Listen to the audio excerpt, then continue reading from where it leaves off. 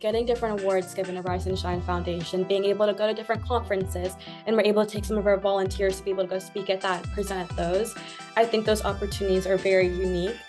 And I think they're just very cool, and I think it gives purpose to like our mission, and just really like affirming the fact like, yeah, you are young, but yeah, we are recognizing the impact that you're having. We're recognizing that you might be able to do more, or like at least the same impact as like older people will be, and like breaking those stereotypes and like those barriers a little bit.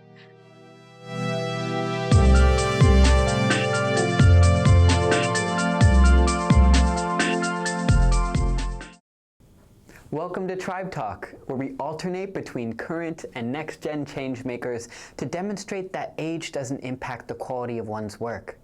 I'm here today with Shrusti Amula, the founder and CEO of the Rise and Shine Foundation. Shrusti, thank you so much for joining us today. I'm so happy to be here. Thank you for having me.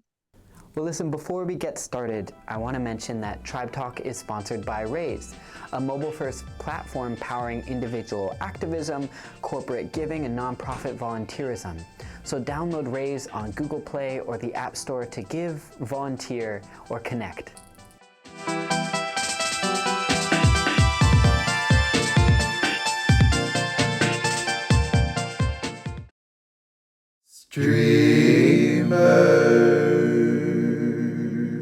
Tribe Talk is a streamer studio production. Stream your podcast, stream your story, stream yourself. Try it free at streamr.nyc. Make your voice, brand, and message seen and heard on every platform today. Shrusti, let's get started. I'm first so grateful to welcome you into the new cohort for Tribe. And you're an incredible inspiration on your own right. But I want to dive into how you got started and how you leveraged your community around you to really make the impact you wanted. Yeah. As for how we got started, we actually never intended for it to be going on for this long, and then also didn't intend for it to be a nonprofit in the first place. So the way it all started is I was applying to be part of like a national STEM competition with two of my best friends at the time. And we were just looking and like searching up issues in our community. And then we came across food waste and the impact it has on the environment negatively. And then that was just something that we never thought about, never crossed our minds, because we went to school every day. We threw away our food in the trash can, never thought twice of it. And then yeah, we know like we shouldn't waste food. Like people need food, but we never thought about the environmental impact of it. And that's what really intrigued me. So once we came up with that idea, we decided to start a composting program at one of our local elementary schools. And we just thought, oh, like we'll run it for that 9 years, and then hopefully we do well in the competition, and we'll leave it at that. But the results of that one compost program really shocked us. Obviously, we started it because we wanted to divert food waste from going to landfills, or in our case, we had incinerators. But we just didn't realize the amount of food waste we were actually going to be able to divert in those first 9 months. So that impact from that one school just really made me think about the impact it would have on other schools in our area, middle school, high schools, where those schools are bigger and have more people. So that's when I just decided I wanted to take this project onwards, and that's what I really started to like form Rise and Shine Foundation. And then as for the nonprofit aspect of it, we never really thought about it being a nonprofit until a little bit later. We ran this as like a passion project for a year. And then once we started reaching out to corporate sponsors to be able to sponsor our compost program and the funding aspect for it, she was the one that was like, oh, you should start a nonprofit because it'll just be easier to get more funding in the future. So that's kind of how it came about. And then also Rise and Shine started fully like to be able to fight climate change. Right now, we've shifted our impact a little bit in our mission statement a little bit.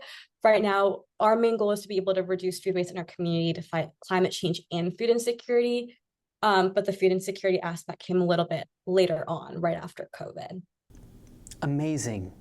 And when you say right after COVID, it really speaks to the scale of how long you've been running this. What is this, year 7, 8? Yeah, around 7, I think. Wow. I started my first compost program in the seventh grade, I think. And then eighth grade is when I was like, I need to take this further. Right. Of course you need to take this further. What a wonderful realization. I mean, what a Yeah. privilege. So when you started at that first elementary school, now you mentioned this was a 9-month program and you were applying to a course. When did you start getting the results or the realization? Was it actually at the end when the data came in, or in the middle, or was it when you were starting to see how people were reacting? It was a mixture of both, actually. So we get monthly reports from the compost facility that we send our food waste to. So we get monthly results into like how many pounds of food waste we're able to compost. And then at the end of the year, we get like an annual result. So I think having that whole data compiled was really interesting and like just flipped a switch for me, I think. And they also gave it to us in terms of like the environmental offset. So not only the amount of like pounds of food that you're recovering, but also like how many like trees that is like being like cut, or like the amount of gallons offset by cars driving and stuff like that. So I think that was really interesting. But more than that, what really shocked me was how we were able to connect with the kids at this school. That's what really got me thinking, because I think a lot of principals that we talk to now are like, oh, like, I don't know if we want to start this program at my elementary school because our kids are so young. I don't know if they'll be able to understand how to do this. But we tell them the exact opposite, actually. These younger kids are able to pick on this program much quicker. And they're the ones that's most excited to start this program, because we're like, if you put your food waste in this green compost bin instead of this black trash bin, you're saving the world. And it's as simple as that, and they're able to pick onto this so quickly, and they are just so invested in this program, which is really incredible. So during that first year, like halfway through, I think we went to the school in person and we conducted a survey with the staff and the students, and they all, I think a majority of the results was saying that this program was very impactful on the community, which is great, because we don't only want to be making them like do this work. We're not telling you what to do. We want you to understand why we're doing it, so that these students are able to pick up these green habits and then they can carry this on in their future, is the main goal of this. So as soon as they were telling us how much they loved doing it, how easy it was, and it just really showed us that these green habits were really clicking for them, I think that's really what made me excited about moving on with this program, and just the fact that we'll be able to connect with this many more kids and hopefully bring on this like new generation of students that are having these green habits implemented at a very young age. Right, big habits start small. And for Yeah. you to start at elementary school and recognize that they are still capable, or especially capable, of implementing, I mean, it's no surprise for someone who started this in 7th grade, of course. You're looking at your own proactivity and saying, of course you can do it, so why can't Yeah. they? Yeah, exactly. Wow. Tell me a little bit more about how people have progressed. I mean, when you start with elementary school and you've run it 7 years, they've moved on to middle or high school. Have you seen the impact progress or compound? Yeah, it's been really cool seeing the like ripple effect this program has been able to have in our community, because we've had principals saying that like once their fifth grader graduates and they go into middle school, they're going to middle school and they're like, why is there not a compost program here? Because they've been doing it for 6 years. And then that becomes a habit for them. And they're like, why isn't my new school doing that? And then they're taking on this program. They're going to their principal, they're going to their teachers and asking them about how they can start this program, which is so incredible to see, because yes, Rise and Shine is all about diverting food waste, fighting climate change, fighting food insecurity. But more than that, our whole like nonprofit is youth run. So more than all of that, we want our program to be able to empower students. And it's been really incredible, just I think by seeing that fifth grader going to their middle school and saying, why don't we have this? We should do this. I think that's a really big testament of what we're doing, which is really cool to see. But not even that, we also have principals who say that their children are going to school every day and they're telling their teachers, yeah, I started composting at home. I was telling my parents that we should like compost in our backyard and stuff like that. So it's been really cool to see the ripple effect of our programs. That's so sweet. I feel like it's the things that make you smile that are actually creating the most transformative work. Right? And of course, Exactly. wow, so because it's your 7th year also, you're just starting to see the people who started in kindergarten or first grade Yeah. now in middle school. Yeah. Wow. Do you feel like they are carrying the mantra a lot stronger than those who just in the middle of elementary school adopted it? I think so, because I think if we're starting with maybe fourth or fifth graders, I think it would become habit in that 1 year, but I think once you're starting to like they're only doing that for 2 years, whereas kindergartners or first graders are doing this for 5 or 6 years. So I think it is a lot more ingrained in their daily habits. Right. And to me, I would say that their largest role models, the fourth and fifth graders, doing it alongside them, means Yeah. that they recognize it's something that leaders do. Exactly. Yeah. Cool. And one of the other things that's really inspiring about your work is certainly you've delved into the school aspect. You touched upon it briefly, but you made an incredible partnership to a nearby composting facility. Tell me about how you actually managed to do that, especially in middle school. Yeah, it was honestly a little hard with where I am located because in our county, it's a very big county, but we don't have a composting facility in our county. So it's made it a little bit more difficult than I would say other places would be. So we are hauling our food waste from a different county. So I think the initial parts of like trying to figure out where we should take our food waste and like contacting different composting facilities around us was very difficult in the beginning, especially like you're right, like it is coming from a seventh grader at that time. So I do think that was a little bit difficult, and also like the distance from like where they're located and them coming like all the way into our county, like maybe like 30-40 minutes away to come to these schools was a little bit difficult. But I think over time it has become more easy because we have more programs in our county, so they're going to more schools. And then I don't know, like building partnerships that way. And we're also getting more corporate sponsors like over the years because we are running more schools. So that's been really cool as well. So the partnership has been a little bit easier, but like you are right, it was a little bit hard to establish at first. Yeah. Well, I mean, talk about the ripple effect where the people you're working with are now recognizing if a seventh grader can do it, anyone can. I mean, you're destroying the barrier that other next-gen changemakers will have as they present their own projects. Yeah, I think this is really what I'm passionate about because a big part of Rise and Shine, obviously, like we're youth led, so we want to be empowering youth. And I think just the impact we've been able to have is really cool because the opportunities that we're able to have, like getting different awards given to Rise and Shine Foundation, being able to go to different conferences, and we're able to take some of our volunteers to be able to go speak at that and present at those. I think those opportunities are very unique. And I think they're just very cool. And I think it gives purpose to like our mission and just really like affirming the fact, like, yeah, you are young, but yeah, we are recognizing the impact that you're having. We're recognizing that you might be able to do more or like at least the same impact as like older people will be, and like breaking those stereotypes and like those barriers a little bit.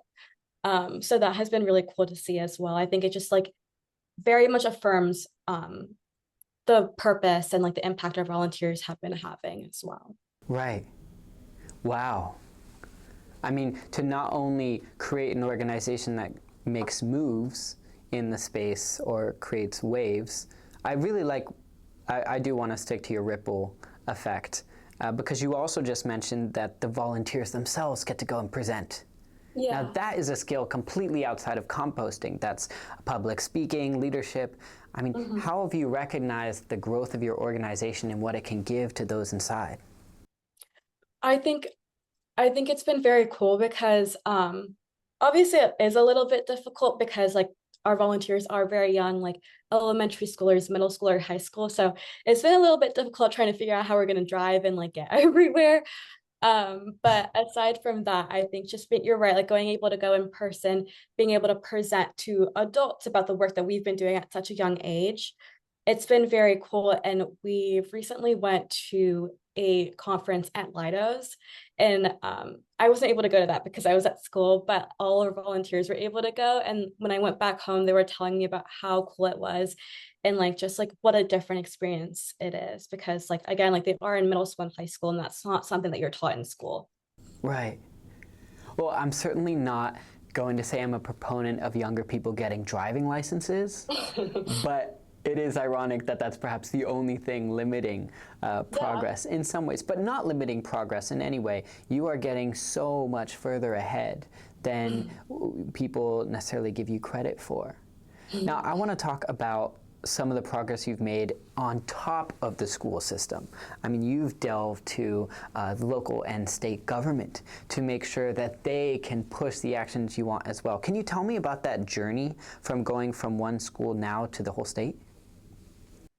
Yeah, I think something we realized very early on is that this can't be like a mission that only Rise and Shine is supporting and funding in our county, because I think at some level there is a limited amount of impact we can have in terms of funding, because all our compost programs, because we are hauling to the next county and not somewhere near us, each program is like around 2,000 pounds, which isn't very affordable for a lot of schools in our county.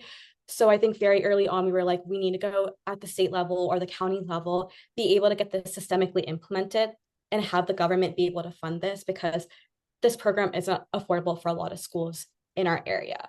So I think very early on, we were able to recognize that. We talked before we were able to get the bill passed or even created in the first place. We testified to our county's like Board of Education so many times, more times than I can count. But it's been very difficult because we just don't have the space or the funding to be able to afford any of the programs. And that's when we decided to go up to the state level. And this was a unified effort with Rise and Shine Foundation in our area and a bunch of different student groups in our area. So I think it speaks a lot to like the power of collaboration and to be able to see the amount of impact we're all able to have together. But all of us together, we had like regularly Zoom meetings with two of our state senators and representatives, and we were talking about having a bill to support composting in our area. So we were able to write and pass a bill that gives us $1.25 million for schools in Maryland to start composting programs, which was really incredible. We were working on this for 2 years. And in those 2 years, I think not even the bill, I would say, is the coolest part, but the fact that we were able to band together such a big community in support of this bill. We ran a postcard campaign the first year, and we got the support of 6,000 Marylanders from a bunch of different counties in Maryland, a bunch of different schools. And that was really cool. We were able to hand drop them off at the governor's office. And then the bill was able to get passed. And that was incredible. But the first year it got passed, but the funding was cut. So then we're like, we need to do this again. We need to have a bigger impact. We need to get the funding this time, because this is the only way these programs are going to be able to be systemically implemented. So the second year we ran another postcard campaign, and this time we were able to get the support of 11,000 Marylanders. And I think just the fact that we were able to get more postcard campaigns, and at the end there was a total of 17,000 postcards that were hand dropped off at Governor Moore's office. So I think just having that huge collective impact, just showing that their students, the parents, the staff at all these schools across Maryland support our mission, is really what like drove the impact and really convinced the state that this needs to be passed. And that's ultimately what happened. So that's been really cool. Wow. I think something that you passed over lightly is that in a traditional sense, when people work for 2 years and then they achieve a victory and it gets cut immediately, that is a plane of burnout, of isolation, of confusion, of distrust. And to take that and say, let's double it, that type of grit and motivation is so inspiring.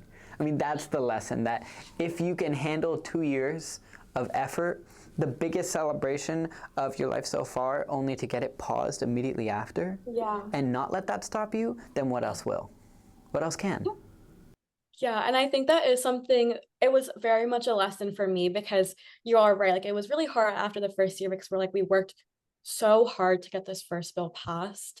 And then it was like, for what? Because at the end of the day, like, we needed the funding from the bill and we didn't get that. So I think you are right. It was very much a lesson that we all had to learn, and just like really solidified that we are passionate about this. This is something that has to get done. So that's been really cool. And then also just a big testament to our volunteers and the amount of like perseverance that they were also able to have, and the support, the continuous support that they were able to provide us as well. Absolutely. Well, a community that goes through something like that goes through it together. All volunteers and individuals have to be motivating themselves and each other, but it's also fair to say that they look up to the leadership of the groups that all came together. And when they see those leads, those like you, going forward and saying it's okay, this is not, it cannot be the end, but let's keep moving forward, that's called inspiration. I mean, that's inspiring me now, and we're only getting started. This is only one state, only one country. When you prove something works, it goes crawl, walk, run. It really seems like you're getting into that run stage. Yeah, absolutely. Hopefully we'll be able to expand into different states and hopefully internationally as well. So that's something I'm very excited about. Yeah. Well, how many schools are you at now? For our composting program, we're running it in 14 schools. And then our food recovery program, we're running it in around 200 right Wow.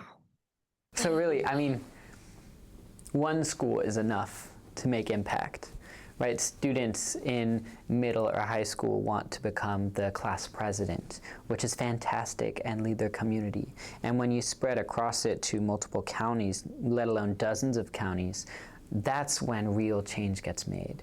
Right, because they're going to go off, I mean, you're in year 7, so they're changing it in middle school now. You've got kindergartners moving up.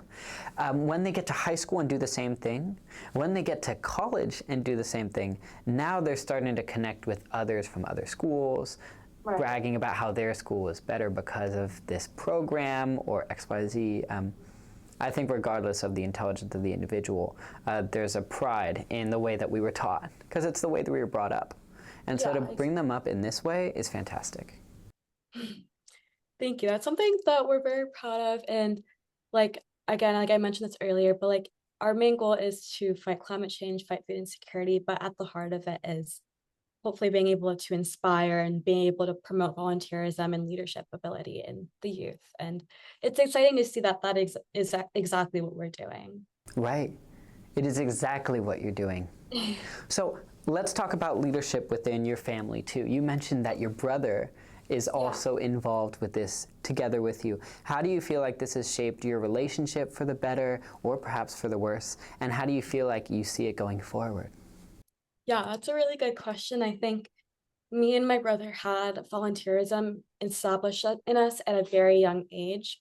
My parents have always like brought us up to be people who are like, if you are able to help other people, you absolutely need to. Like that is your like motive. Like that is exactly what you need to be doing. So that is the way that we were raised. So I think that's very much like visible through the work that we've been able to do through Rise and Shine. My parents put me through Girl Scouts growing up, so like that was also like a big like you need to be giving back to your community, like volunteering. Like I did that all growing up.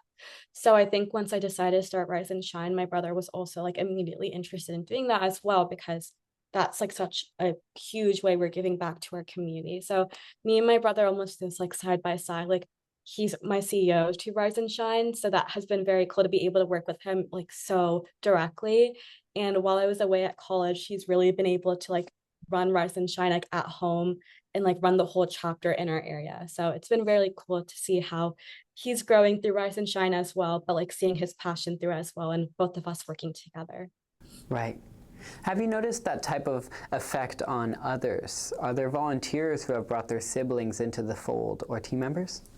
Yeah, there's a lot of them actually. There's a lot of high school students that started out with us, and now they're in college, and now their younger siblings are volunteering with us. I went home over winter break, and we also make sandwiches that we are able to donate to homeless shelters twice a week. So we run that at my house twice a week. So when I went home over winter break and we were having the sandwich meeting event, I saw a lot of new faces, and I was like, how do I know you? Like, I see your parents here. I know you. Like, they look so familiar. And I asked them, and they're actually the younger sibling of someone that used to volunteer with us. And it's so cool how often that happens, actually. It's been really cool. Wow. Yeah, the generational effect playing in full force. It really means that you have something that inspires people because they're not following you necessarily. They're following the organization, the movement, right? Yeah. When a group is surrounded just around the individual, then it gets knotted when you go off to college. But when you keep things loose, when you already have this transition in place, when you're not trying to make it about you yourself, then of course things work out. Of course others get involved. That's amazing. Thank you. Well, I feel so privileged to be able to share this story with you and learn from you. in this regard. How do you feel like you're also providing your leadership on a broader scale? I think I'm being able to provide my leadership on a broader scale through um, being able to take a step back, honestly, and do things not as hands-on. Honestly, like that probably doesn't really make sense when I first say it, but I think at home, it's kind of what you were saying. I wasn't really able to build a structure at home and like a clear like structure and like, oh, this is how Rise and Shine wants to work, because I think I was very passionate about the impact I was doing, maybe not necessarily like the broader like business like structure part of it, if that makes sense. So I was like, I need to like reach out to these schools. I need to be working with these students. I want to be able to expand our impact, but I never really thought about the structure and how Rise and Shine would look when I went off to college. So I think going off to college, being away from home and taking a step back from everything and like realizing that I can't do this work in person every single day was really eye-opening into like how I'm being able to like pass the torch on to younger students. So I think that transition was a little bit hard, honestly, but very eye-opening, and being able to show how like leadership doesn't necessarily mean that I have to be there every single day, showing them how things need to be done, but it's also just like giving them space and giving them the opportunity to grow and being able to like think about how Rise and Shine wants to look in terms of their eyes. So that has been really cool, and being able to like do like virtual things like virtual conferences or like meetings with other people, maybe further away, out of state, nationally, has also been really cool. Yeah. Well, you mentioned that you couldn't make the recent conference out of country, perhaps, but how wonderful that you encouraged others to go in your place. When you look at post-grad opportunities and what's next, how do you feel about how your role is shaping this organization, or how do you want to continue shaping it? Yeah, I think I'm going to continue being able to start new chapters of Rise and Shine, but again, taking a step back and being like, you're in that community, you're going to understand the needs of that community more than I'm going to be able to, like sitting in a different state far away from home. So I think just passing the torch on to different students in those different chapters of Rise and Shine is best how I think Rise and Shine is going to work in the future, and how I look to see my role taking like looking in the future as well. So starting new chapters of Rise and Shine, just taking a step back and like letting the students take it, because Rise and Shine is all about like letting the students put on these like leadership opportunities and have direct impacts into their community, and I can't be everywhere at once. So I think just taking a step back and being able to like organize everything and just pass on the vision to the next generation of the youth, I think. Right. Now, you also mentioned that when you took a step back, you were able to see it in more of a business lens, manage it as something with longevity in mind. Do you feel like now, years later, even from that lens, because of just the scale of this organization, you've got it in a strong groove?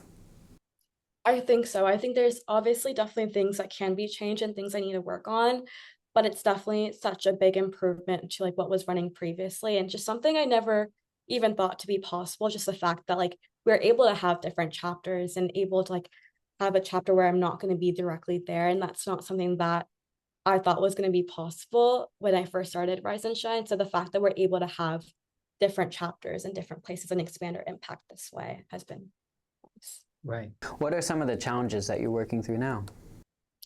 I think one of the biggest challenges, I think, obviously, is the fact that we're working with youth and they're going to be graduating and they're going to be going off to college, going their own ways. So I think that will be a challenge because we are passing that torch on very quickly, almost every year. So having like new students take on leadership opportunities in Rise and Shine, it presents its own challenge, but it also presents huge opportunities to be able to work with more students and expand our impact and have more volunteers, and also have our organization go into like more states across the country as like these high schoolers are going into college across the country. So it is definitely a challenge, but also presents many opportunities as well. Yeah. Well, Shrusti, thank you so much for your time, your energy, and your compassion, not only with Rise and Shine Foundation, but here with us today. I really appreciate everything that you're doing and you stand for, and I am encouraged and inspired to spend as much time as I can in supporting you as well. Thank you so much. I really appreciate it. Thank you so much for having me and for your time as well. Wonderful. Take care. Tribe Talk is a Streamer Studio production. Try Streamer free at streamr.nyc. Executive producer David Walters, videography and editing by David Walters, graphic design by Tristan Bresnan, music by Benjamin Senmana, hosted by Kyle Mathis. Tribe, taking root today to advance tomorrow.